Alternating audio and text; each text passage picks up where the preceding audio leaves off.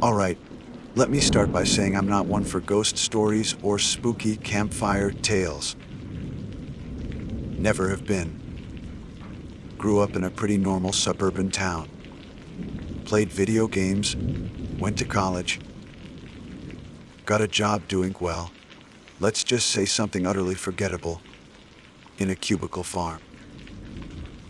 My biggest fear back then was probably missing a deadline or accidentally replying all to an email rant. Mundane stuff. Real world stuff. That changed about 6 months ago when I ended up in West Virginia. Don't ask me why exactly, or rather, the full why. Part of it was escaping the aforementioned cubicle farm and slow, crushing realization that I was on a conveyor belt to an existence I didn't want. Part of it was a vague idea of wanting space and quiet, which, let me tell you, West Virginia has in spades, especially the corner of it I wound up in.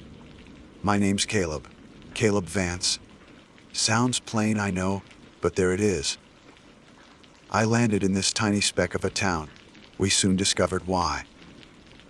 Really more of a wide spot in the road surrounded by hills and trees that go on forever. Found a cheap place to rent a cabin that, like it was holding itself up, purely out of spite, and started looking for work. There isn't exactly an abundance of opportunities for someone with a degree in applied nothingness out here. The only real gig I could find was at the local bar. It's called the Blackwood Inn. Don't let the name fool you, it's not an inn. Not anymore, anyway. Maybe 50, 60 years ago it had a couple of rooms upstairs, but they've been boarded up and left to rot for decades. Now it's just a bar, a very old bar. Getting the job was easy. The owner, an old woman named Mabel whose face looked like a roadmap of every hard year she'd ever lived, barely asked for a resume. Just looked me up and down, grunted, and told me I started that night. Said her last guy just up and left, didn't even finish his shift. Didn't say why, and I didn't ask. Figured he probably just found something better, or maybe the isolation got to him. I mean, this place is isolated. The nearest town with a grocery store is a 40-minute drive. Cell service is spotty on a good day, and non-existent inside the bar thanks to the thick stone walls and the sheer remoteness. Stepping into the Blackwood Inn for the first time to work felt like stepping back in time. The air is thick with the smell of stale beer, cheap disinfectant, and something else, something earthy and damp, like old soil. The lighting is dim, provided mostly by flickering fluorescent. 2 tubes behind the bar, and a few weak bulbs in dusty fixtures hanging from the low ceiling. The floorboards creak with every step. The bar itself is a solid, dark wood beast, worn smooth by countless elbows. Behind it, shelves are lined with bottles, many of which look like they haven't been touched since Prohibition ended. There's an old, battered jukebox in the corner that looks like it might swallow your quarters whole. Mabel gave me a quick, gruff tour. This is the tap. These are the bottles. Ice is in the bin. Don't take no shit from the regulars. The regulars. Right. There aren't many. On a busy night, you might get 10 people total. Most nights it's half a dozen old-timers and their drinks, and staring into space, or talking low about things I can't quite catch. They're not unfriendly, just quiet, weathered, like the building itself, My first few shifts were uneventful. Boring, even.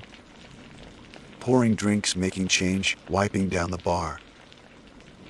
The silence, once I got used to it after leaving the constant hum of the city, was actually kind of nice.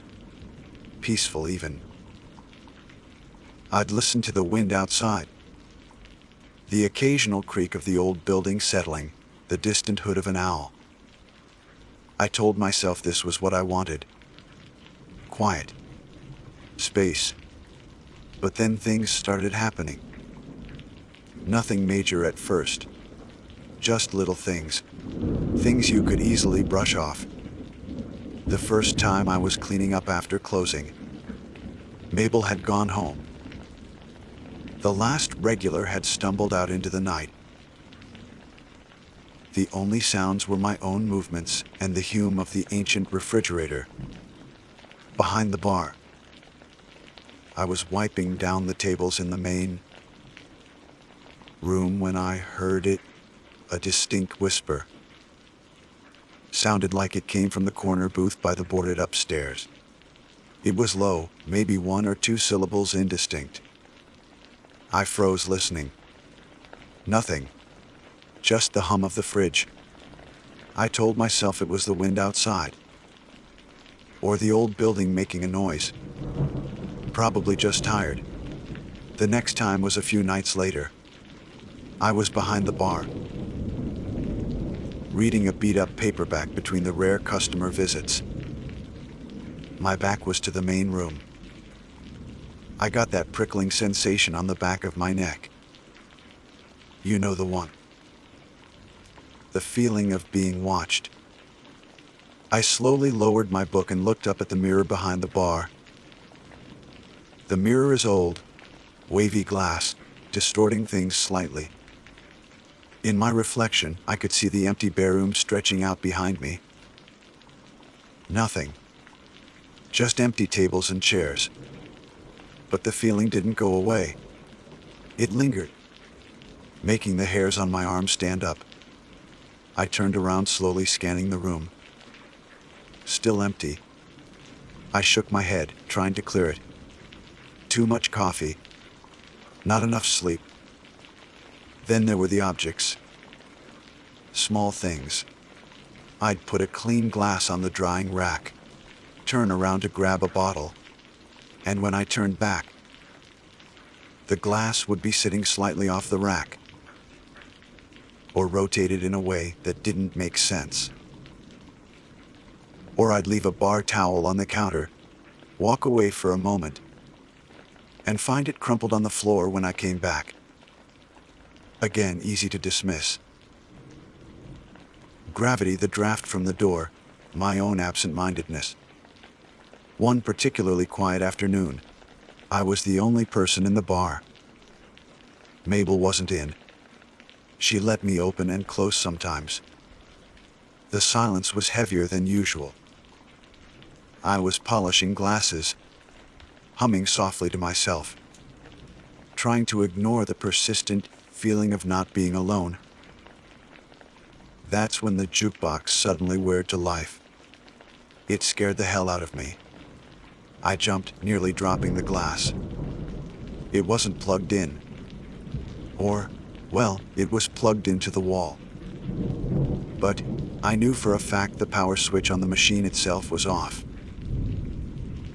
I always turned it off. And even if it was on, you needed a quarter to play a song. The lights on it flickered, and then a tune started to play.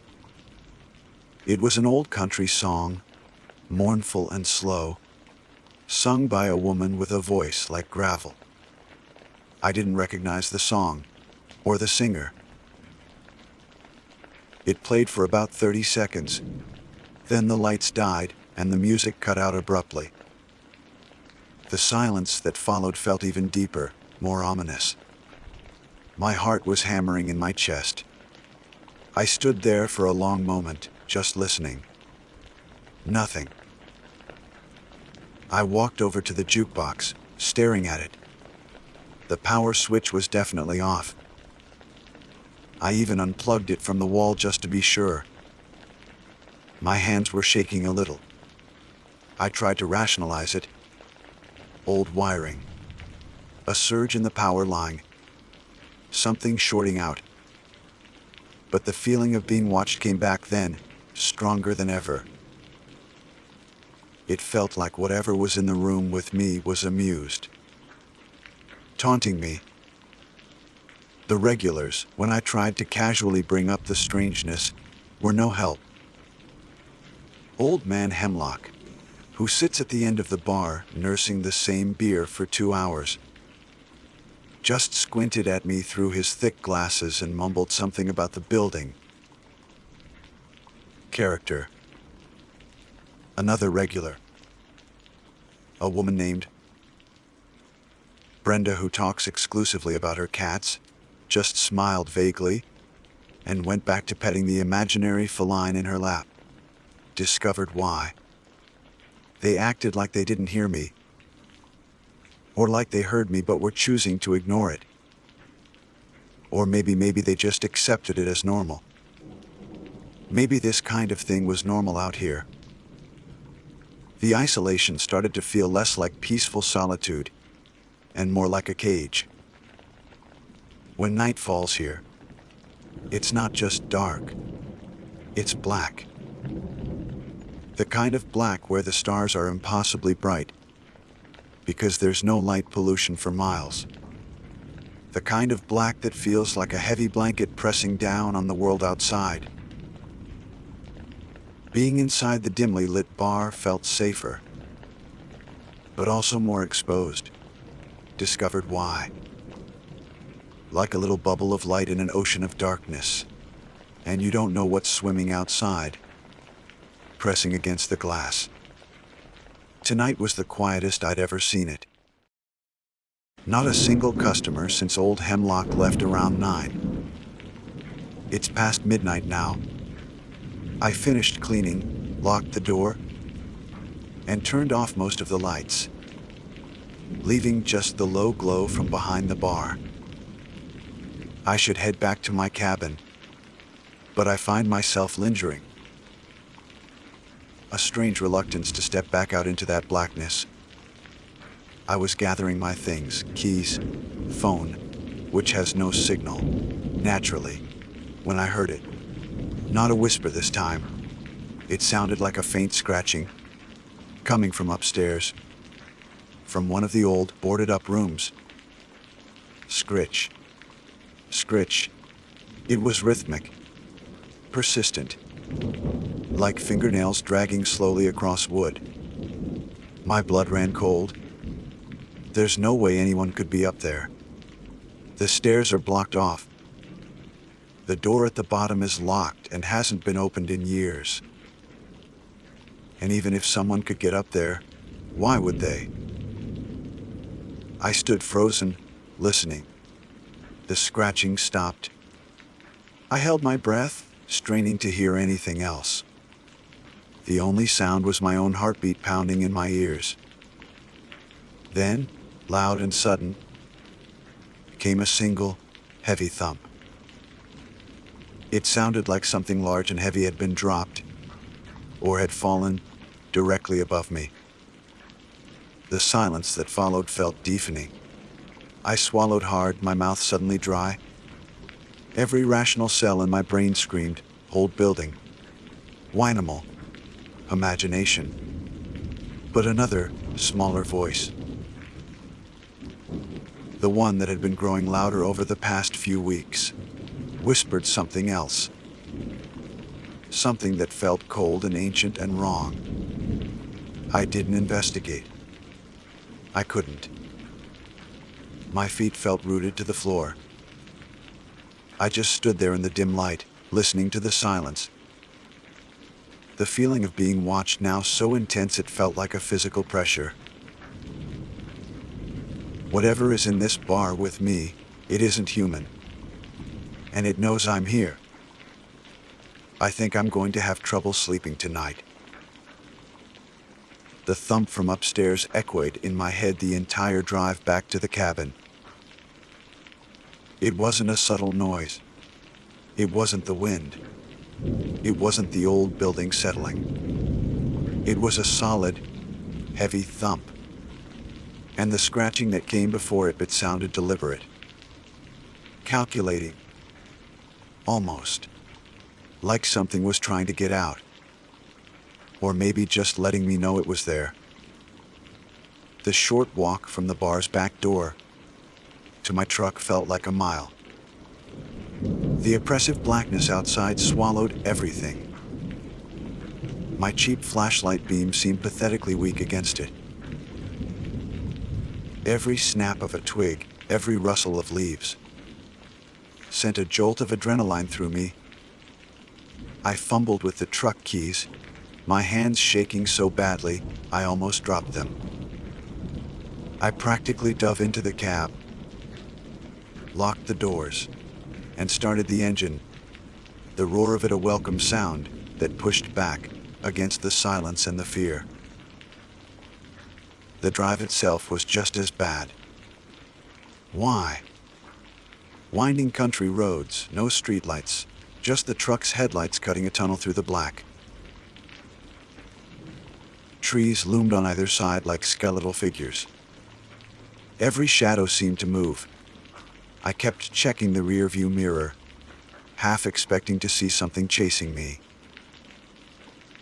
The cabin, when I finally got there, felt less like a safe haven and more like another, isolated box in the middle of nowhere. I didn't sleep well.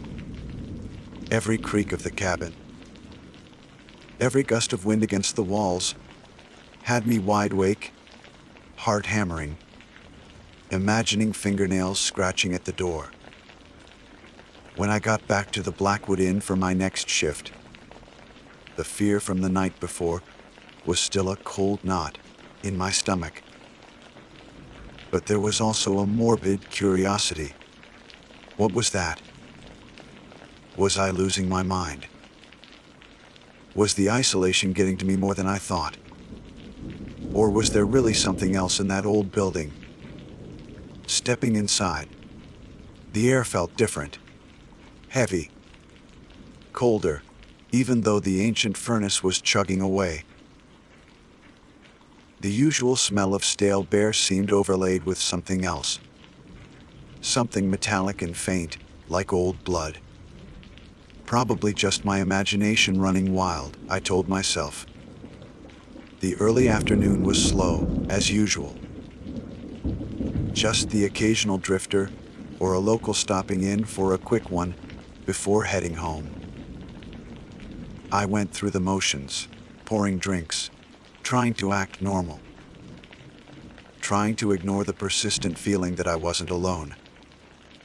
That whatever had made those noises last night was still here. Watching.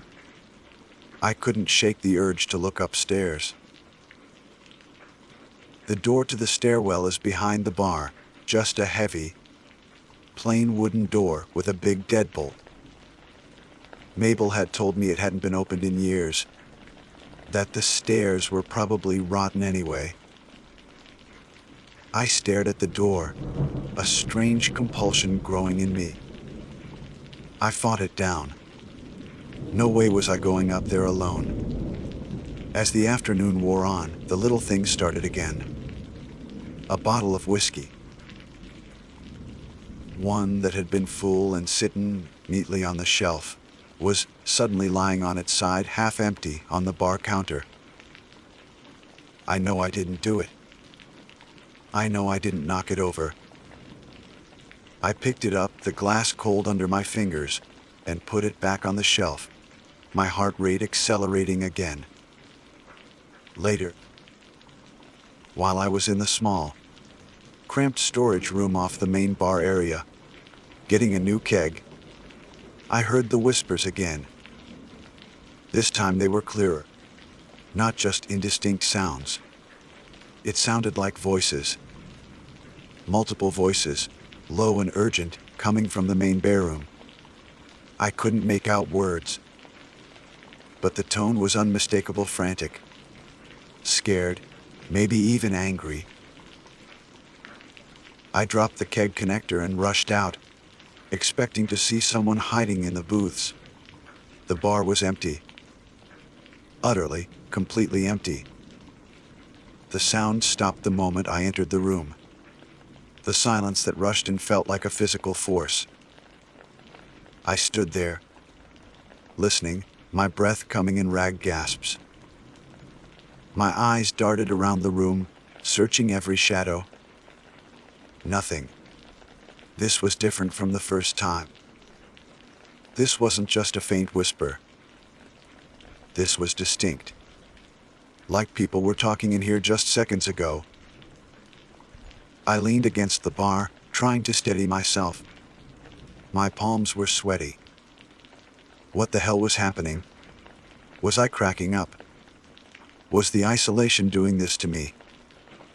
Old man Hemlock shuffled in around his usual time. Like clockwork. He settled onto his stool, ordered his usual beer, and stared straight ahead at the dusty bottles behind the bar. I poured his drink, my hand trembling slightly. "Rough night," he rasped, without looking at me. His voice is like dry leaves skittering across pavement. I hesitated. Should I say something? Tell him what I'd been experiencing? He was a regular. Maybe he knew something. "Yeah," I said, my voice a little shaky. "Kind of. You ever hear things in here? When it's empty?" Hemlock took a slow sip of his beer. He still didn't look at me. "Place is old," he mumbled. "Got its own sounds. Wind settling, sometimes the past sticks around." The past. I pressed, a flicker of hope that he might offer an explanation. "What do you mean?" "The past sticks around." He finally turned his head and looked at me. His eyes, magnified by his thick glasses, seemed ancient. "Things happen in places like this, kid. Bad things. Sometimes they leave a mark, an echo." He took another slow sip of beer.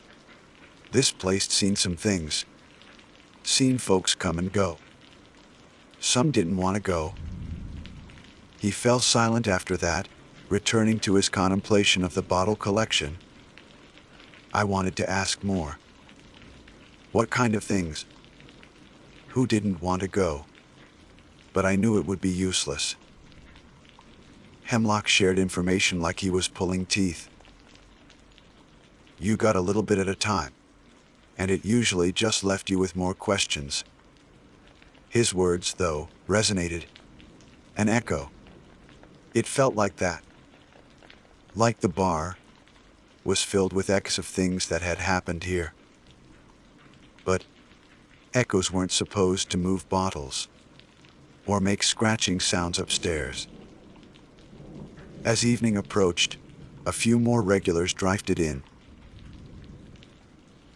The atmosphere shifted slightly with their presence, the heavy feeling lifting a bit. But even with other people around, I felt exposed, vulnerable. I kept glancing towards the boarded up stairs, half expecting to see the door creak open. After the last customer left, the silence returned, but it felt different this time. It wasn't just quiet, it felt watchful. Malevolent. I was locking up, double-checking the back door when I heard the music again. The jukebox. That same mournful country song from the other day. Except this time, it wasn't just playing. It was distorted, warped. The singer's voice sounded like it was being dragged through mud. The music tinny and off key. It was coming from the main bedroom. I had unplugged that damn thing. I knew I had. My heart leaped into my throat. I crept back into the bedroom, flashlight in hand. The jukebox was dark, silent. The music was still playing, but fainter now. It wasn't coming from the jukebox. I held my breath, it trying to pinpoint the source. It sounded like it was coming from the boarded up stairs, faintly, as if heard through thick walls.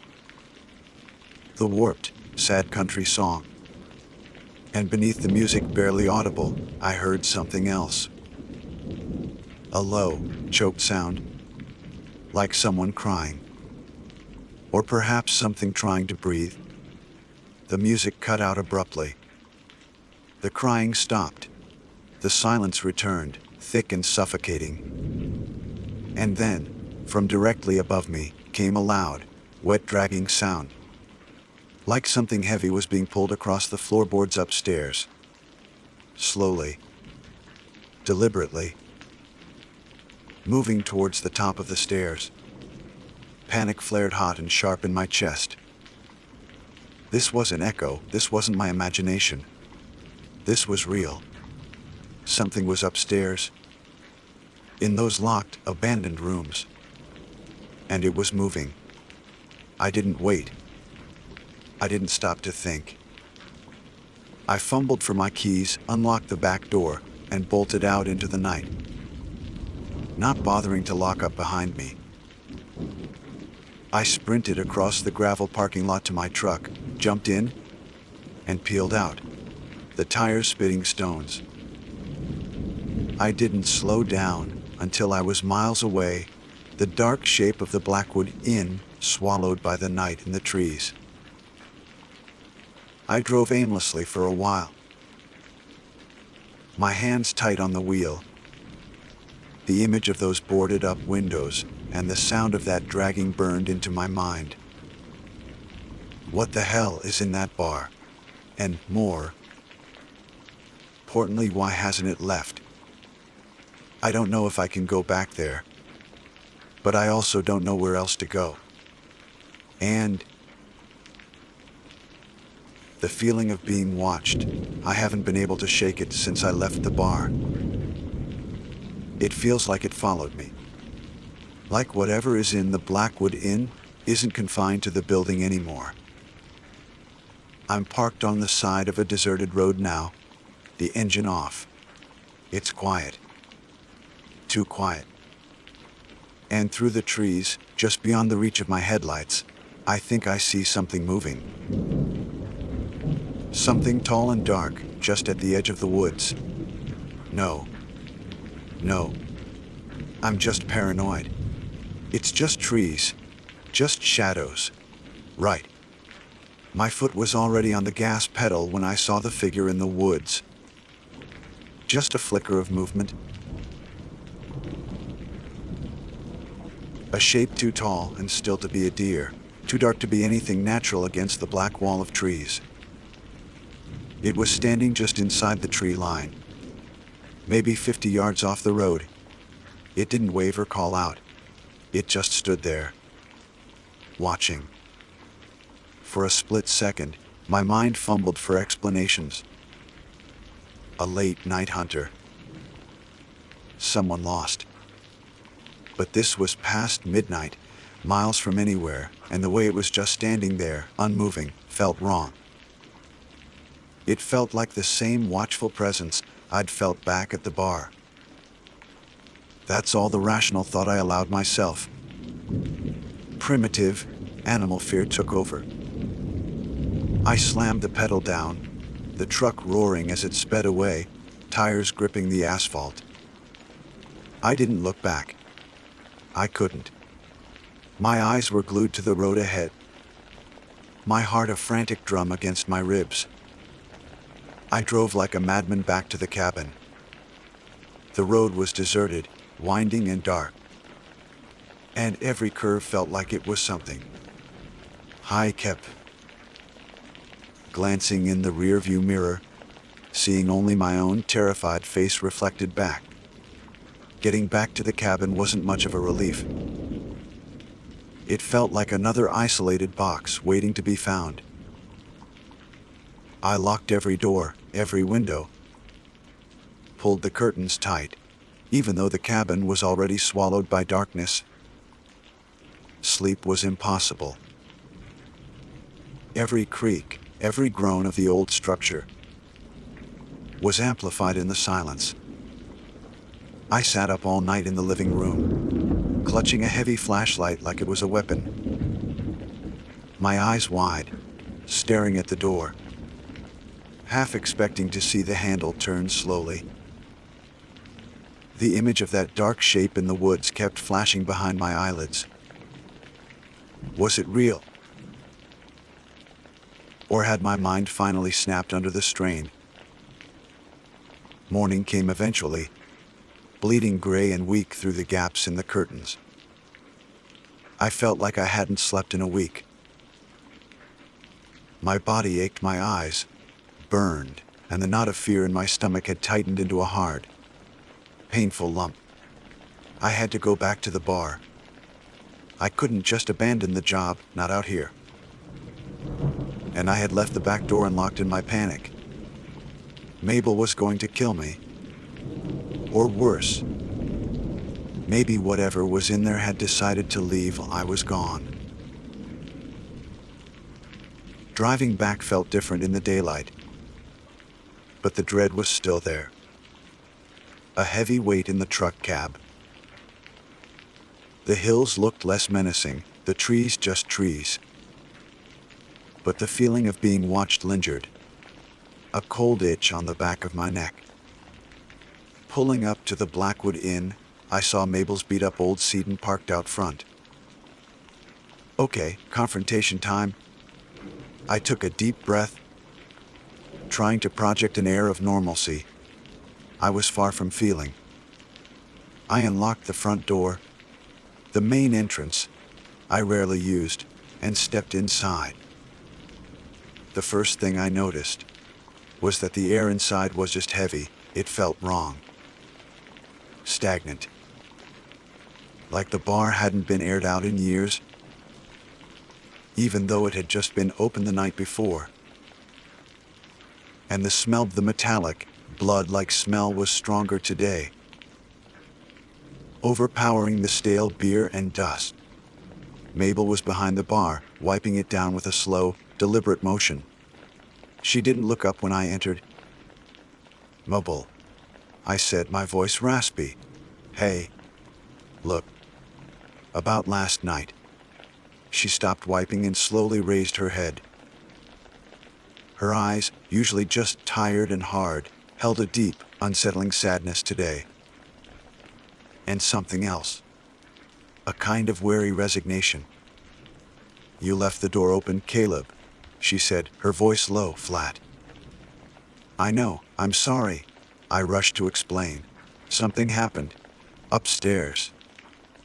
I heard noises and then—" "I know what you heard," she interrupted, her gaze steady, pinning me in place. I stared at her, confused. "Yo, you do." She sighed. A long, shaky sound that seemed to carry the weight of decades. "It gets restless sometimes, especially when it's quiet. Don't like being alone." I reckon. My mind reeled. She was talking about whatever was in the bar, casually, like it was a troublesome pet. "What is it, Mabel?" I asked, my voice barely a whisper. She looked away, back to the bar she was wiping. "Just something that belongs here now. Something that's part of this place." But I heard scratching, and a thump, and dragging. My voice was rising now, the panic from the night before resurfacing. And the jukebox, it played by itself.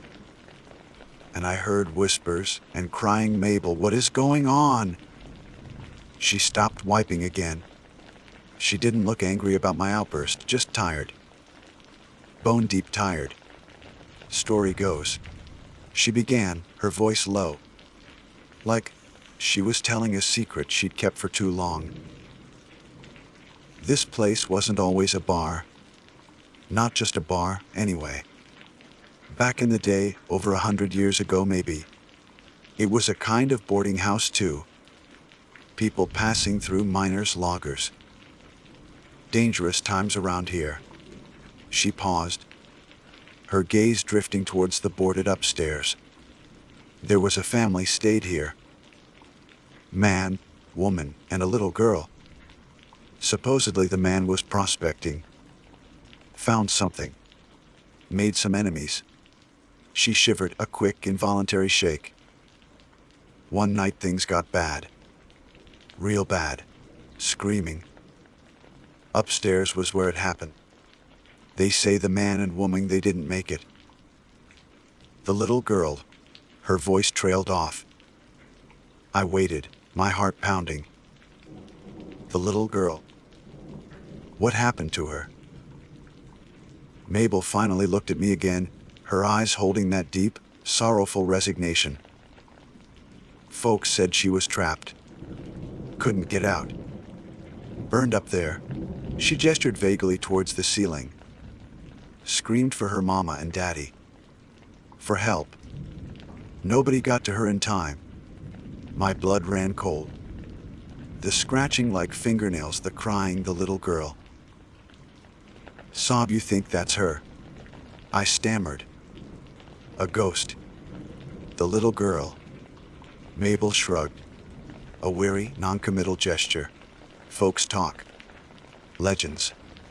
All I know is, after that fire, things changed here. Sounds. Feelings. People didn't like going upstairs. Eventually just sealed it off. Easier that, but why now? I asked. Why is it getting worse? Gets lonely, she repeated.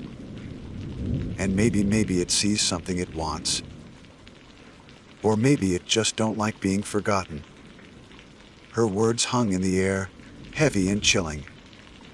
A child, trapped and burned alive upstairs. Her spirit, left behind, alone in the darkness for a century. Restless, lonely, and now noticing me. Throughout the day. Why? The atmosphere remained oppressive. The smell was still there, faint but persistent. And the little things escalated into bigger ones.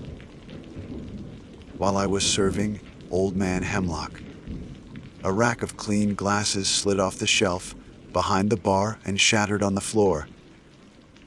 No tremor, no bump, they just slid. Later, while I was in the storage room again, I heard clear footsteps walking back and forth directly above me. Heavy, adult footsteps. Not a child's steps. And they weren't frantic or scared like the whispers from before. They were slow, deliberate. Pacing. When I came back out, a single child's drawing was lying face down on the bar counter. It looked like it was done in crayon, on faded, brittle paper. I picked up with a trembling hand and turned it over. It was a crude drawing of a stick figure family. 2 taller figures, and a smaller one in the middle, holding their hands. But above the figures, drawn in angry, jagged red crayon, were flames. And the smaller figure had red scribbles over it, obscuring its face, like it was consumed. I hadn't seen this drawing before, ever. It wasn't here moments ago. My eyes darted around the empty barroom. Who put this here? How? I looked at Mabel, who was staring out the front window, her back to me. I didn't ask. I didn't need to. Her slumped shoulders told me everything. This wasn't something she could explain away. My exhaustion was reaching critical levels. The lack of sleep, the constant fear. The feeling of being watched, it was wearing me down. My hands shook constantly.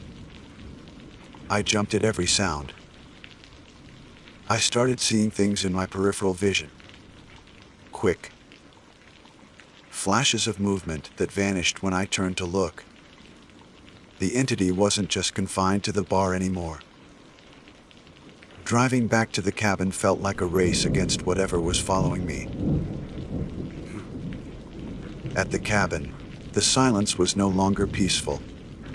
It was pregnant with unseen presence. I heard fanned sounds outside the windows, rustling, soft tapping. My mind screamed, animal, but my gut clenched with a more terrifying certainty. Tonight, it feels worse than ever. I'm back at the bar, closing up. Mabel left hours ago, leaving me alone with the darkness and the entity. The air is thick with the metallic smell, and the cold spots in the room are more pronounced. The scratching started again, louder this time. From the stairs, scritch, scritch. It sounded like it was right behind the door now, and then a voice. Not a whisper, not a scream. A low, child's voice, singing. It was the same mournful country song the jukebox had played. Warped, distorted. And the voice singing it was small, ready, filled with an ancient sorrow that chilled me to the bone. It was coming from upstairs, right by the door. The singing stopped.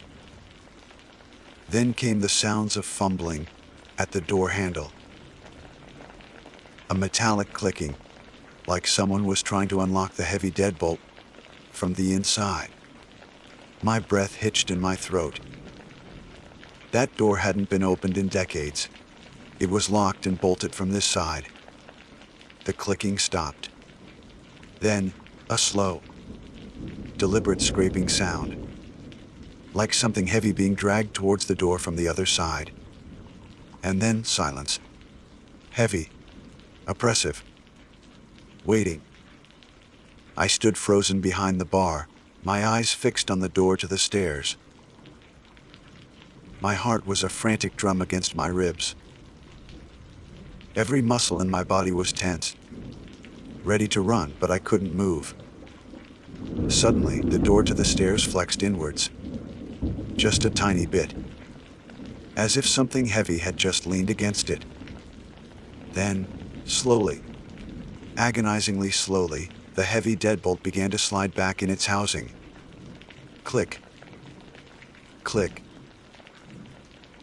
Someone or something was unlocking the door from the other side, and it was coming out.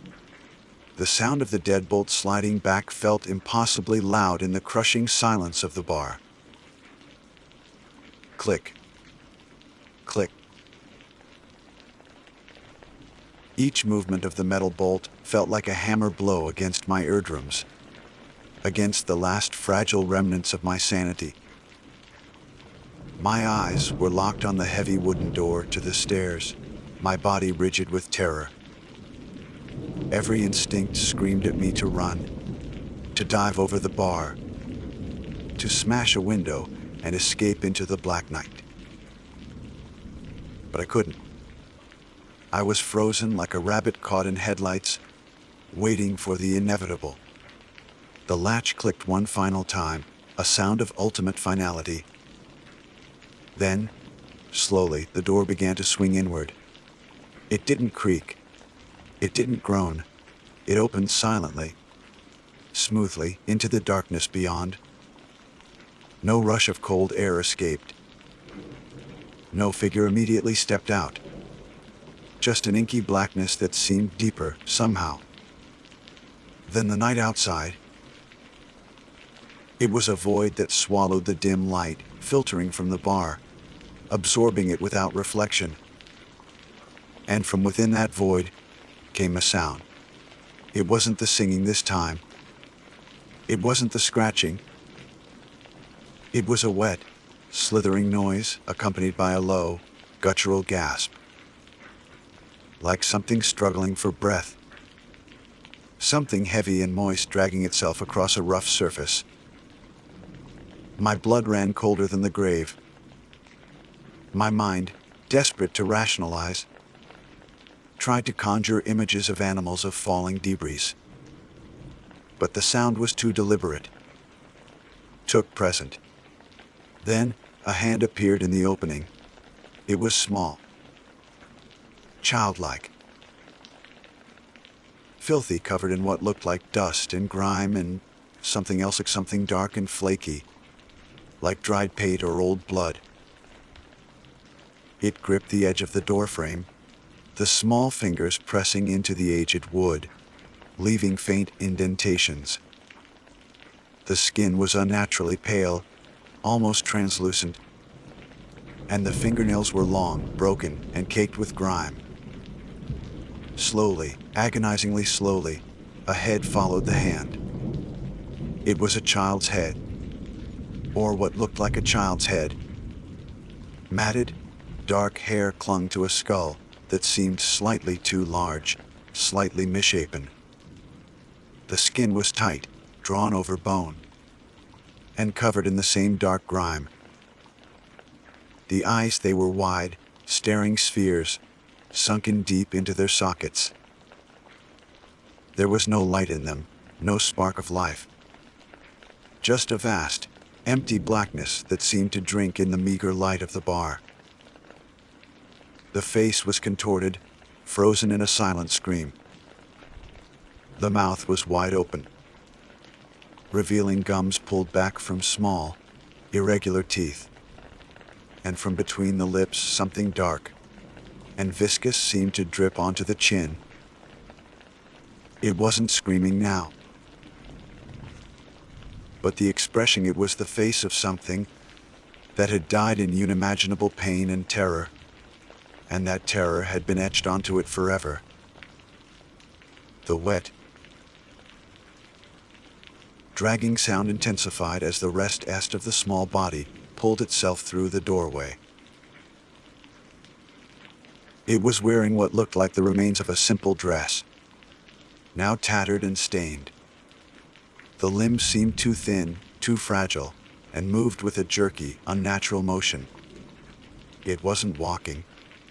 It was crawling, dragging its lower body behind it with that awful, wet sound. It pulled itself fully into the bedroom, stopping just a few feet from the bottom of the stairs.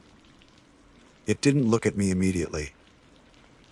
Its head was tilted back, its empty eyes fixed on the ceiling, on the dark, silent rooms above. And then, it turned its head. Slowly. The neck seemed to crack and pop with the movement. Its empty, black eyes fixed on me. The feeling of being watched intensified tenfold. It felt like its gaze was piercing through me, not just seeing my body, but seeing something deep inside, something vulnerable and afraid. A low, rasping sound escaped its open mouth. It wasn't a word. It wasn't a cry. It sounded like air being forced through damaged lungs. A struggle to make a sound that had been silenced long ago. It started to move towards me. Not quickly. That same slow, jerky crawl, dragging its lower half across the floor. The wet sound of it dragging echoed in the silence. I finally found my voice, though it was little more than a choked whimper. "Stay back!" It didn't stop. Didn't react. Just kept coming, those empty eyes fixed on mine. My mind was a whirlwind of panic. What could I do? Run? Fight? There was no weapon. Just me and this thing that had crawled out of the darkness. As it got closer, the smell intensified. That metallic, blood-like smell, mixed with something else now, something like burnt wood and decay. It reached the edge of the bar. It stopped its slow crawl and used its small, grimy hands to pull itself up, scrabbling at the smooth wood. Its fingers scrabbled for purchase, the broken fingernails leaving faint trails. I stumbled back, hitting the shelves behind me. Bottles clattered precariously. My breath was coming in ragged gasps. The childlike figure strained, pulling itself higher. Its head cleared the edge of the bar. The black, empty eyes were level with mine now, just a few feet away. The frozen scream on its face seemed even more horrific up close. Then, a new sound came from it. A low, wet giggle. It wasn't a sound of mirth. It was a sound of pure, cold malice. A sound that shouldn't come from a child. And as it giggled, its head tilted back, and the dark, viscous liquid dripping from its mouth seemed to increase, splattering onto the bar counter. I couldn't take it anymore. The terror, the smell, the sight of that thing, I yelled. A raw, animal sound ripped from my throat. And I moved, not thinking, just reacting. I scrambled sideways along the back of the bar, away from the reaching hands, away from the giggling, broken face. I fumbled for the back door, not daring to take my eyes off the thing at the bar. It had pulled itself further onto the counter now, its upper body draped over the edge, its empty eyes still watching me. The wet dragging sound continued as it tried to pull the rest of itself up. I reached the back door, my hand shaking violently as I fumbled with the lock. It felt like it took an eternity. Behind me, I could hear the scraping and dragging sounds getting closer. Finally, the lock clicked open. I wrenched the door open and burst out into the night. I didn't look back. I didn't care about locking the door this time. All that mattered was putting as much distance between me and that bar as possible. I ran to my truck, threw myself inside, and started the engine, my hands still shaking uncontrollably. I peeled out of the parking lot, the gravel spraying behind me. I drove without a destination, just away. Why?